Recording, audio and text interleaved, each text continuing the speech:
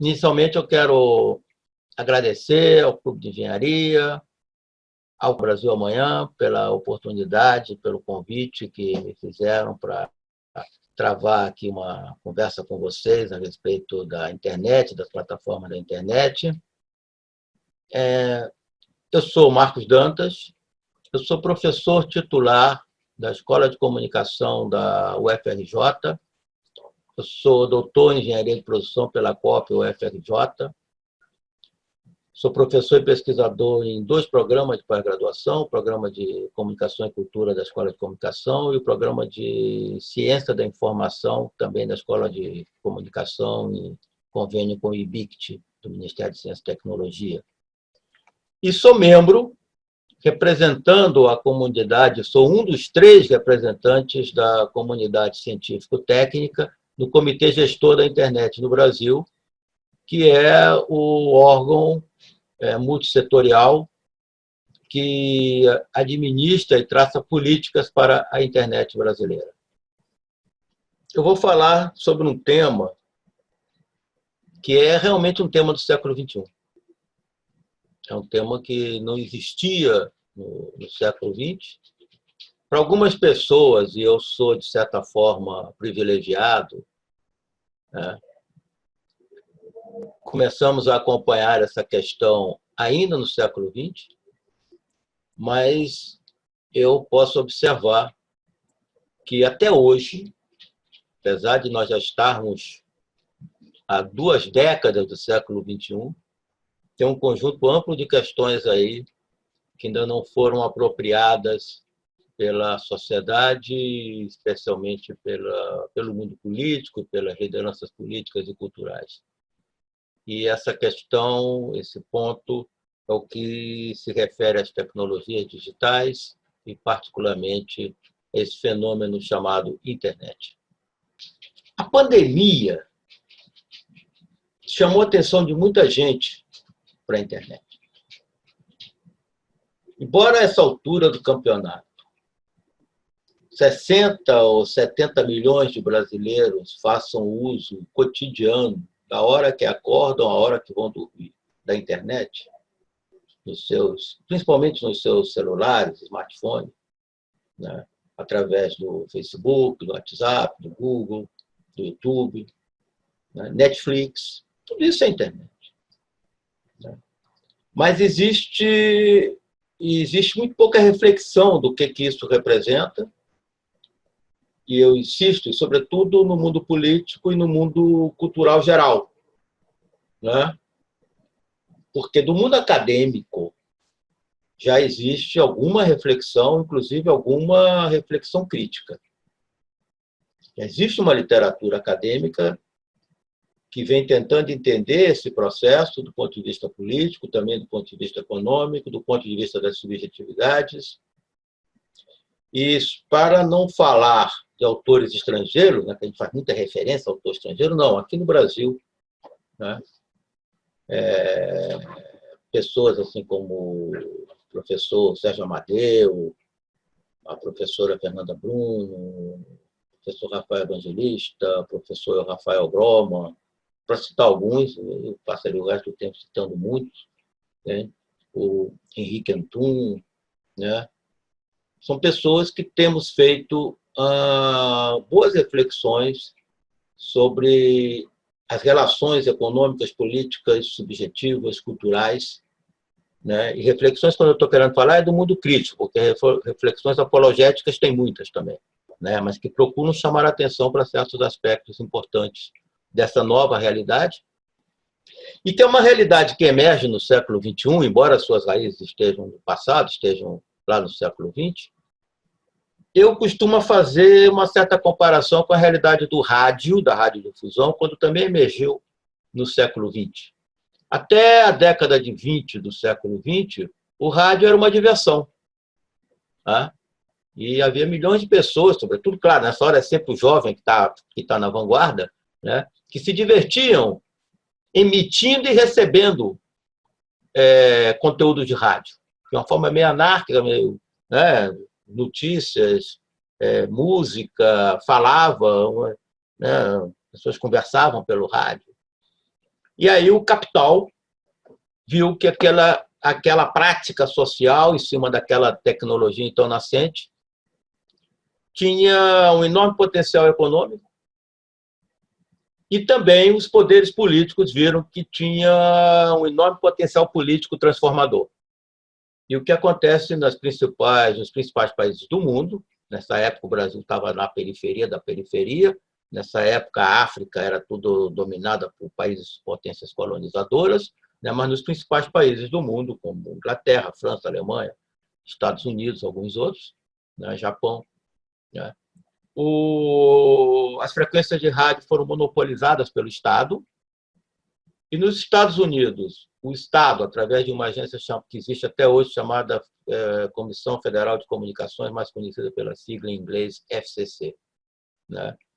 As frequências passaram a ser concedidas para o capital privado e rapidamente montou-se uma estrutura oligopolista de emissoras de rádio, que mais adiante também vai migrar para a televisão, as conhecidas NBC, ABC e CBS, enquanto que nos países europeus, por uma série de fatores, sobretudo de natureza política e geopolítica, né, os conflitos que eles viviam lá entre eles, as graves crises sociais, a possibilidade de revolução socialista, a União Soviética aparecendo ali com aquela Revolução de 17, nos países europeus, a radiodifusão foi estatizada e organizaram-se diferentes sistemas, alguns mais liberais democráticos, como foi o caso inglês com a BBC, outros tremendamente autoritários, como foi o caso alemão com então o aparecimento também do nazismo, né? Bem, esse fenômeno, na época, teve essas soluções, quer dizer, o sistema capitalista, de alguma maneira, deu uma direção para as tecnologias, e quando a gente nasce, né, quando eu nasço, o rádio parece assim, uma coisa tão natural quanto o Pão de Açúcar aqui do Rio de Janeiro, né? Tá todo mundo, você vai lá, liga a rádio, tem programa de rádio, coisa e tal. Para o meu neto, a internet já está parecendo algo tão natural quanto o Pão de Açúcar. Entende? A gente viu nascer, né? E viu nascer num processo também aparentemente anárquico, né? Só que, se o rádio nasce fundando uma indústria nova, que foi toda a indústria eletrônica que vinha nascendo junto com o rádio, e foi ela que impulsionou o rádio como mercado, né? A Westinghouse, a General Electric, a Marconi, né? A internet já nasce não só com um sistema econômico estabelecido, com as grandes indústrias eletroeletrônicas estabelecidas, né? E nasce também dentro de uma organização mundial estatal estabelecida, que era o Império Americano, que no início do século XX ainda não era o Império Americano, era o decadente Império Britânico disputando lá a hegemonia com a Alemanha e uma revolução comunista ao lado, né? A internet não, ela nasce dentro do Império Americano. Ela é produto do Império Americano e ela é um projeto, originalmente, um projeto militar americano. Então, ela nasce estimulada pelo Pentágono. E o Pentágono bota dinheiro em pesquisas universitárias, e essas pesquisas com o objetivo de criar um sistema de comunicação extremamente seguro que fosse capaz de resistir às piores condições de uma guerra nuclear. Então, os cientistas americanos nas principais universidades americanas, Stanford, UCLA, e algumas outras, Los Angeles, UCLA, Los Angeles, algumas outras, né, começam a montar redes de computadores ainda nos anos 70, 80, para ver como é que era possível fazer isso. É uma longa história, essa história está toda documentada. E começa a se construir uma comunidade, basicamente, de cientistas, professores, cientistas quase todos, claro, físicos, engenheiros, matemáticos, ou seja, uma mentalidade muito cartesiana, com seus estudantes, né? Uma mentalidade liberal-democrata, acadêmico, né? Acadêmico, entende? Mas uma mentalidade, obviamente, liberal-democrata capitalista, imperialista, americano, né? Para usar hoje uma categoria muito a gosto de muita gente atualmente, brancos, né? Anglo-saxões. Então, uma comunidade muito homogênea, que, do ponto de vista político e ideológico, não tenha lá muitos seus conflitos. Já tem, eventualmente, qual é a melhor solução aqui e acolá, e ela vai construindo um processo consensual de desenvolvimento da internet, que, pouco a pouco, começa a chegar na sociedade, que nem o rádio tinha chegado lá atrás, né? E a rapaziada começa a se divertir, começa a inventar outras soluções, começa a criar as primeiras redes fora do ambiente acadêmico, isso ainda nos anos 80, né? Lá pelas tantas, o Pentágono se diz satisfeito, pega a rede dele, leva lá para os trabalhos dele, diz: agora vocês se virem aí com o que vocês quiserem. E, nessa hora, essa comunidade monta uma entidade chamada Corporação para Distribuição, Assignação, estou falando em português, de Nomes e Números na internet, mais conhecida pela sigla ICANN, que pode até ser traduzida por Eu Posso, né? A ICANN é uma entidade aparentemente privada que recebe por contrato um mandato do Departamento de Comércio dos Estados Unidos para gerenciar a internet no mundo. Ela tem sede na Califórnia, ela se rege pelas leis da Califórnia, né? E ela passa, então, a avançar a internet pelo mundo, porque essa maravilha, sobretudo os acadêmicos, incluindo aqui no Brasil, todos nós queríamos, né? E a internet começa a entrar pelos países afora, sem ninguém. Aqui no Brasil tem uma historinha que a gente conhece, quem está mais no meio conhece, que é o fato de que aqui no Brasil tinha um grupo pequeno de pessoas que já estava conectado com esses pesquisadores americanos, e esses pesquisadores americanos deram para essas pessoas: vem cá, toquem aí vocês. Entende? Então, era uma coisa assim que ia crescendo à margem do Estado, à margem de legislação, exceto, claro, o Departamento de Comércio tendo atribuído poderes à ICANN, entende? E ela ia penetrando o mundo afora, entende? Através das redes de telecomunicações, na medida em que as pessoas iam montando em cada país um grupo de servidores. Servidores é o nome que a gente dá técnico a um conjunto de computadores, né, para fazer grande distribuição de dados. E aí a coisa começou a crescer. Na medida que a coisa começa a crescer, o grande capital olha e diz: opa, aí tem dinheiro. A questão é saber como é que aí tem dinheiro. Como ganhar dinheiro com isso? No rádio o pessoal sabia, era publicidade, né? Mas como que eu vou ganhar dinheiro aqui? Começa um bando de experimentos no final do século XX e início do século XXI, e vai surgir, então, o Google, o Facebook. São vários experimentos, não vou ter muito tempo para entrar em grandes detalhes aqui, mas, ao final das contas, o Google, o Facebook e outros começam a fazer uma descoberta sensacional. Na medida que eles oferecessem serviços gratuitos, o Gmail, o perfil no Facebook, a busca, tudo isso é grátis, né? As pessoas, ao agirem na rede, começariam a fornecer para os servidores dessas empresas os seus dados pessoais, né? Se, de repente, eu faço aqui uma compra de uma entrada para o Maracanã, porque tem um jogo do Flamengo, né?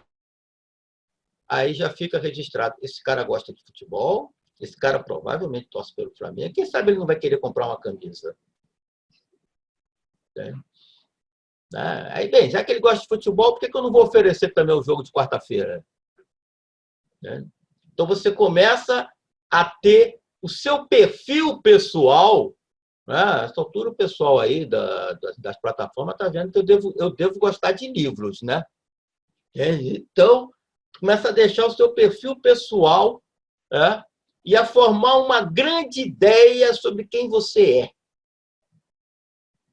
é.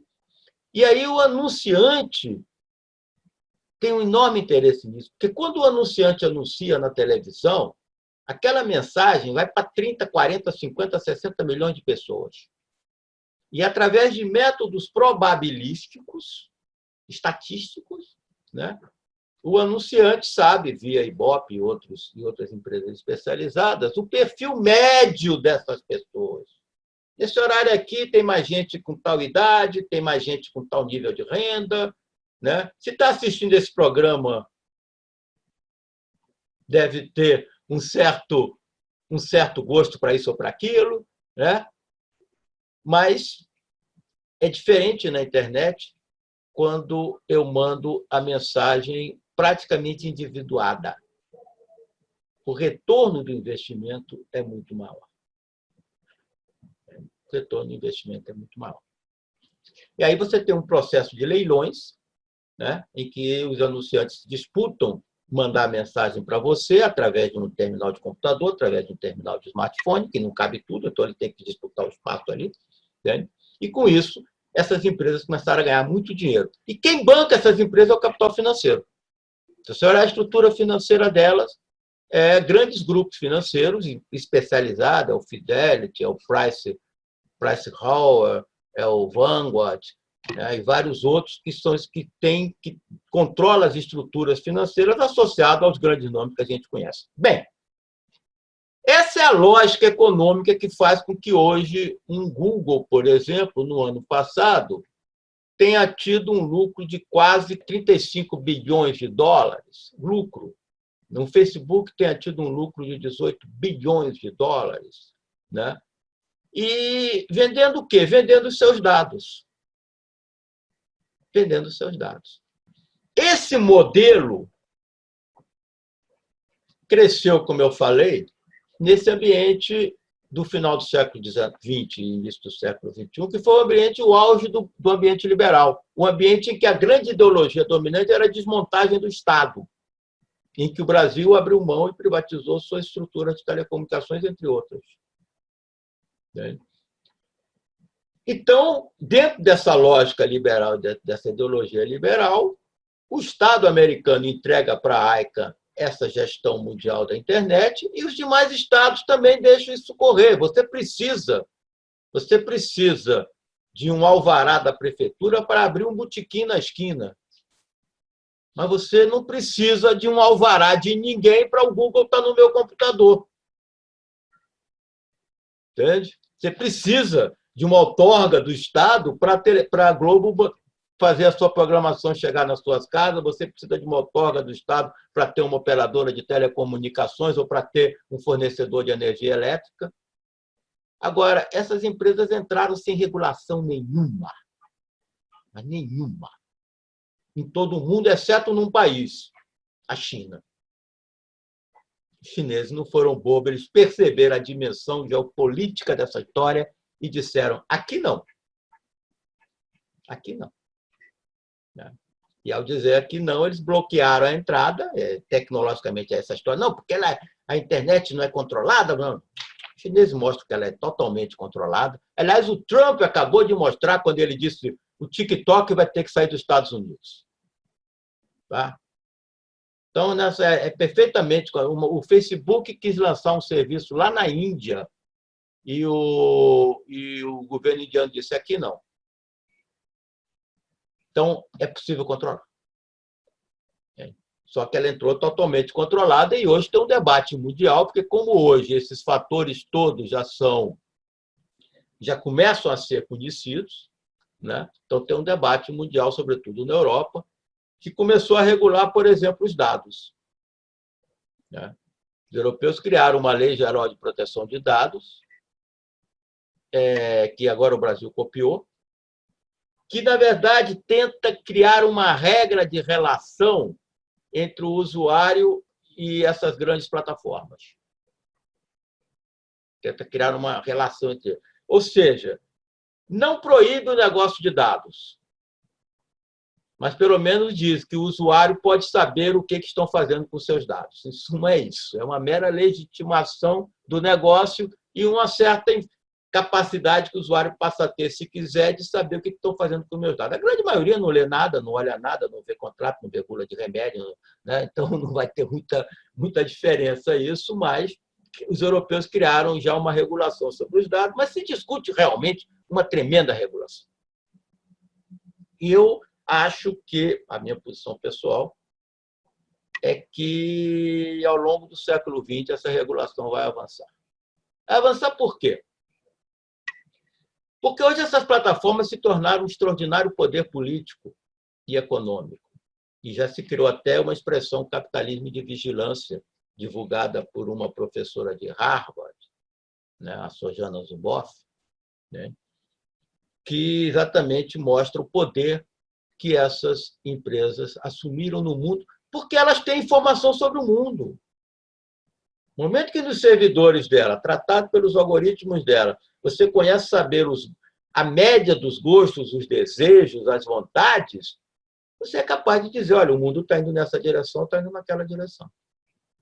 E por trás dela está o Estado dos Estados Unidos. E não sou eu, Marcos Dantas, que estou falando. Quem fala isso é o Edward Snowden, que trabalhou lá dentro e, por razões éticas, resolveu sair e anunciou para o mundo, gente, está todo mundo sendo vigiado. Né? E mais, doutora Dilma, a senhora está sendo vigiada. Petrobras, vocês estão sendo vigiados. Isso foi Snowden. E aqui não se fez nada.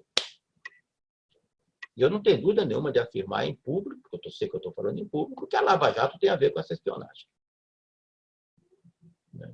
Então, você entrou com um problema de segurança nacional. Nessa hora. Qualquer país sério estaria preocupadíssimo com isso. Como a China está. Lá não tem. Lá não tem. E os russos também já aprovaram uma lei recentemente para criar uma internet russa. Em alguns países, como China, claro, Rússia, Coreia do Sul, existe uma certa concorrência interna a essas plataformas americanas. A Coreia, boa parte dos coreanos usam plataformas coreanas, boa parte dos russos usam plataformas russas. Né? Elas não... Agora, em alguns outros países, praticamente você não tem. Então, você tem também um problema econômico, que é o monopólio. Aliás, acabou de sair um relatório do Congresso americano, então é neutro, né? Um relatório do Congresso americano mostrando que Google, Facebook, Microsoft, Apple e Amazon funcionam de uma forma monopolista em seus respectivos mercados. Não sou eu que estou dizendo, é o relatório do Congresso americano que diz. Então, você tem um problema econômico, que é o problema de realmente da competição, para falar de uma economia liberal, né? E que essas empresas se tornarem empresas monopolistas. Né? Então, você tem uma questão geopolítica, você tem uma questão de segurança nacional associada, você tem uma questão econômica seríssima na construção de monopólios, inibir a concorrência, inibir a inovação, a não ser a deles. Né? Essas empresas têm uma prática muito comum, sempre que surge um inovador, elas vão lá e compram. Por isso que o Facebook hoje é dono do Instagram e dono do WhatsApp. O Google é dono do YouTube. Tudo isso eram projetos separados que foram lá e compraram, pagando bilhões de dólares. E pagam bilhões de dólares porque depois o lucro é bilhões de dólares. Entende? Então, você tem esse conjunto de problemas, né, que a gente poderia estar discutindo. E, claro, tudo isso implica em tecnologia, tudo isso implica em indústria. Você tem que ter computadores, fibra ótica, você tem que desenvolver software, você tem que desenvolver algoritmos, né? Ou seja, política industrial, política tecnológica para o século XXI.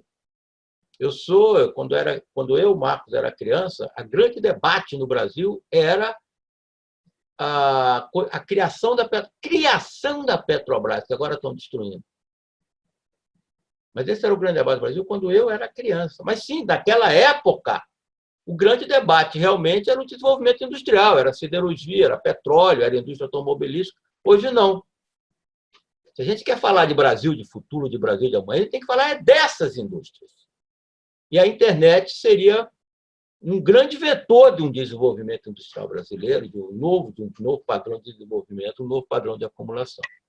Bem, para encerrar essa conversa, como eu falei logo lá no início, a pandemia mostrou para todo mundo a dimensão dessas redes, se é que já não tinha mostrado.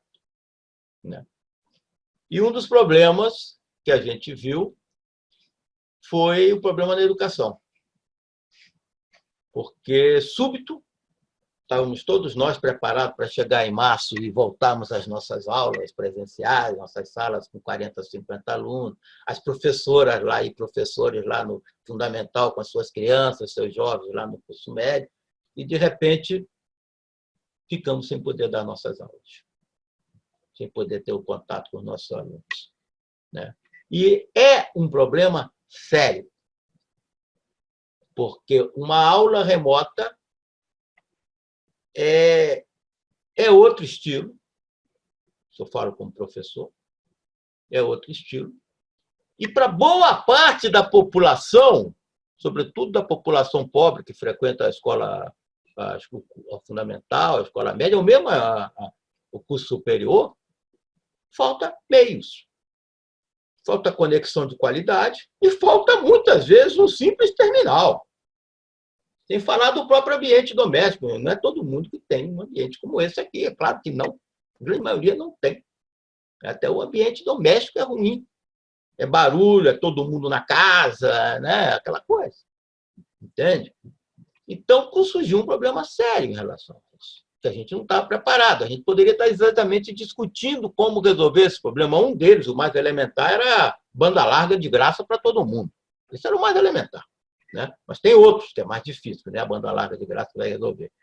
E uma das questões que surgiu na mesma hora foi nas universidades tentar dar cursos na pós-graduação, tentar manter, e aí as universidades públicas, federais e estaduais, a grande maioria delas, mantiveram as suas atividades no máximo possível. Isso eu garanto. Não ficaram ociosos, não, como alguns desses ministros andaram falando. Pelo contrário, mantiveram o máximo possível as suas atividades. Tentaram dar aulas remotas. Eu mesmo dei aulas remotas. Tentaram dar aulas remotas, além dos programas de pesquisa, escrever artigos, ler, reunião com os seus orientandos, parte administrativa mantida, mas é claro que todo mundo teve que sair correndo atrás de soluções. E uma das questões que vai se colocando pouco a pouco, na medida que você vai encontrando solução, é a plataforma para gerenciar a relação com seus alunos. Né? Matrícula, frequência era meio complicado, mas pelo menos mandar o material para estudar. Olha, vamos ter na próxima aula tal assunto assim, vocês leiam tais textos, eu vou te mandar o texto. Né?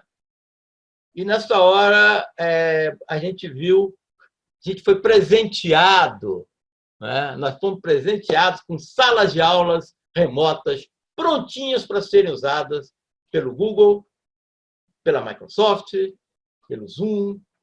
Né? Olha, você não precisa fazer nada, não, é só entrar na sala aqui, está tudo pronto. Bem, como?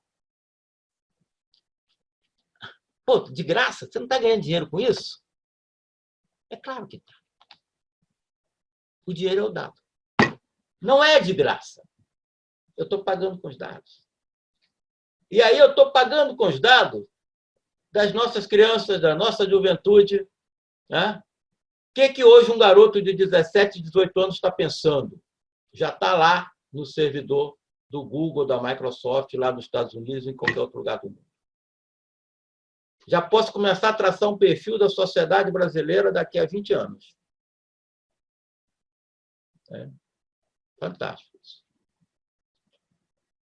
A revista The Economist, no número de 2017, soltou uma capa dizendo dados, petróleo do século XXI. Sou eu que estou dizendo, foi The Economist. Dados, petróleo do século XXI. O que significa isso?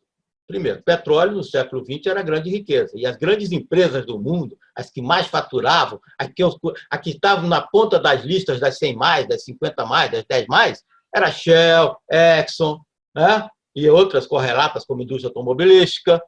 Né? Hoje, quando você olha as 100 mais, as 50 mais, as 10 mais, é Apple, Microsoft, Google. Né? Então, por um lado, riqueza. Riqueza. Né? Por outro lado, poder. Todo mundo conhece muito bem a história do petróleo e das guerras pelo petróleo. Mesma coisa. Poder. Então, quando eu estou informando, colocando nos servidores que a gente não sabe onde fica, né, os dados da nossa estudantada, eu estou dizendo o que esse país vai ser amanhã. Né? E já dá para fazer as estratégias geopolíticas para orientar esse país amanhã, influenciar esse país amanhã. Então, tem um problema aí que ninguém está discutindo. Né? E tinha uma grande oportunidade, porque as nossas universidades têm excelentes programas de engenharia para montar essas plataformas. Aliás, tem as plataformas. Nós temos a RNP, Rede Nacional de Pesquisa, que é uma das primeiras redes pioneiras do mundo. Quando a internet nasce lá atrás, nós começamos a construir uma RNP, uma Rede Nacional de Pesquisa no Brasil. Nós podíamos ter trabalhado em cima da RNP, nada de Microsoft Teams, nada de Google Scholar, Google Class. Podíamos ter trabalhado em cima da RNP. Mas a RNP ficou aí disputando o mercado. Algumas universidades aceitaram a RNP, mas ela entrava aí como mais um entre outras. Né? Nós podíamos ter desenvolvido nossas plataformas, tem competência a gente tem. Mas falta política, falta estratégia. E falta compreensão política de que, assim como na década de 50 a briga era o petróleo, hoje a briga são os dados. Tá? Porque quando vem esse lucro do Google, esse lucro que ele anuncia é mundial. Ou seja, ele minera os nossos dados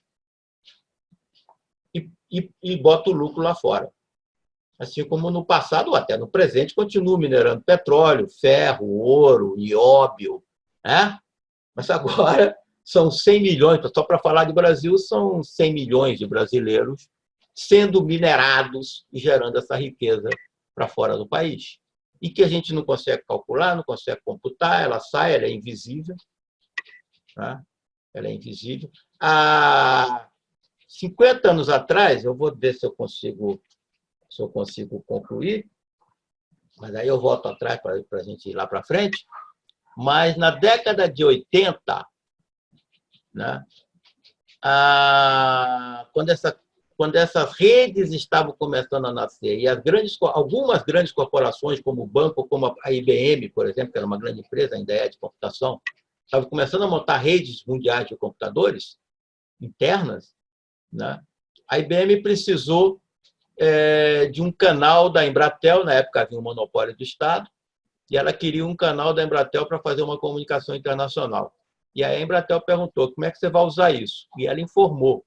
E esse relatório dava para ver claramente qual era o fluxo de dados para fora e qual era o fluxo de dados para dentro. E o que isso, ela é que informou, e o que isso representava em termos de investimento, geração de emprego e de receita. Hoje nós não temos mais essa informação. Primeiro, porque o próprio fluxo de dados hoje é extraordinário em relação, obviamente, ao que era há 30, 40 anos atrás. Né? Mas depois também porque o Estado abriu mão completamente do controle disso. Então, essa riqueza está por aí e você não tem, poderá até vir a ter, mas não tem condições de controlar. Bem, gente,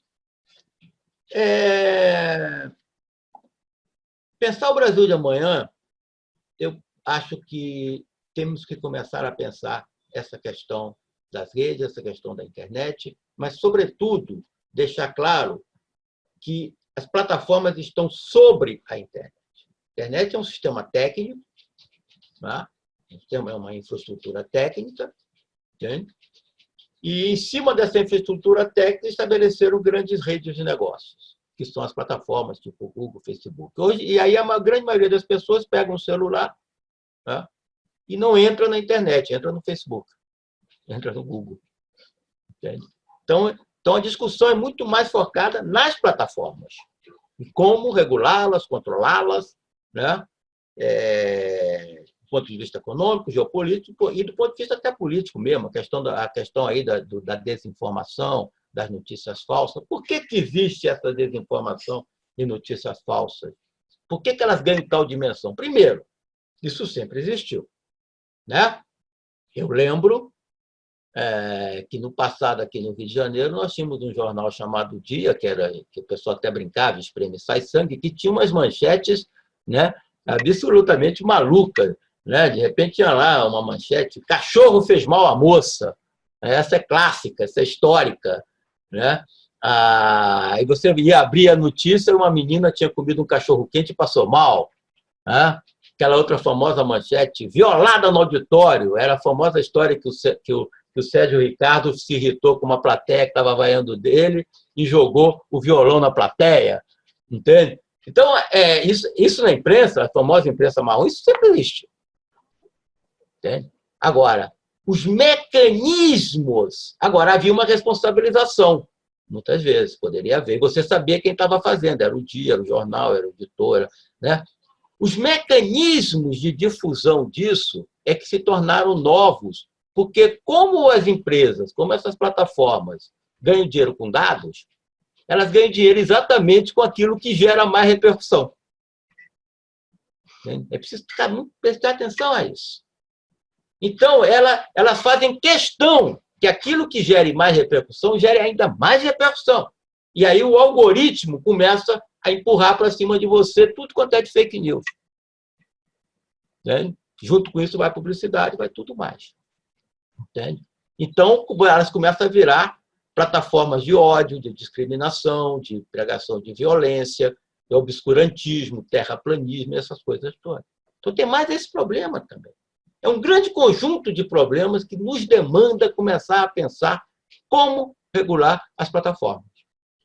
E nos demanda começar a pensar também como estabelecer um projeto de país, Brasil, nós perdemos completamente, um projeto de país que, em cima dessas novas tecnologias, saiba tirar proveito delas, ao invés de apenas ficar exportando riqueza. Desenvolver indústria, desenvolver tecnologia, desenvolver conteúdos nacionais, fortalecer a democracia e não permitir que enfraqueça.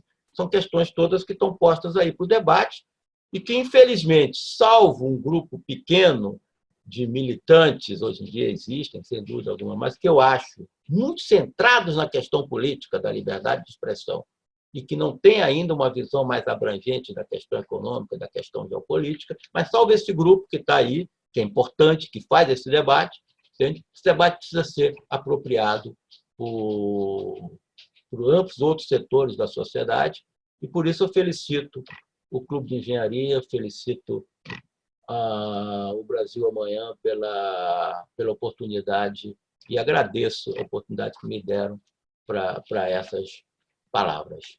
Muito obrigado.